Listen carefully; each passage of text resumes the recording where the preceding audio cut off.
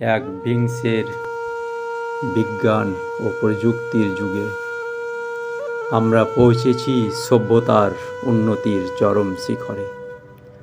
তবু ঘটনা সাম্প্রদায়িকতার, শিশুদের উপর অত্যাচার, নারীদের উপর অত্যাচার, নৃশংস ধর্ষণ ঘটে চলেছে অহরহ।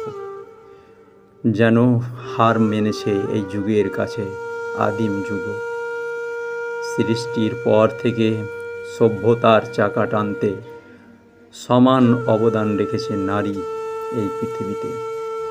যে নারী কখনো মা, কখনো বোন, কখনো স্ত্রী হয়ে নিঃস্বার্থভাবে মানব জাতির সেবা করে চলেছে, মানব জাতির অস্তিত্ব টিকিয়ে রেখেছে।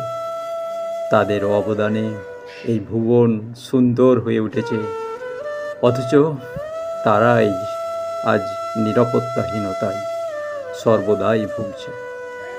তাদের জঠরে জন্ম নেওয়া পুরুষ জাতির কিছু নর পশুদের ভয়ে, তাদের দয়ায় মায়ায় বেড়ে ওঠা কুলঙ্গারদের অত্যাচারে অকালে দুই চোখে দুঃখের নোনা জল নিয়ে সুখের মায়ার সংসার ত্যাগ করতে হচ্ছে তাদেরকে। এই যুগ যেন যন্ত্র মানবের, সহানুভূতি নেই, অনুভূতি নেই, মানবিকতা নেই, নেই বোধ শাশ্বত জ্ঞানের, নেই হাত সাহায্যের, নেই বোধ আদর্শের।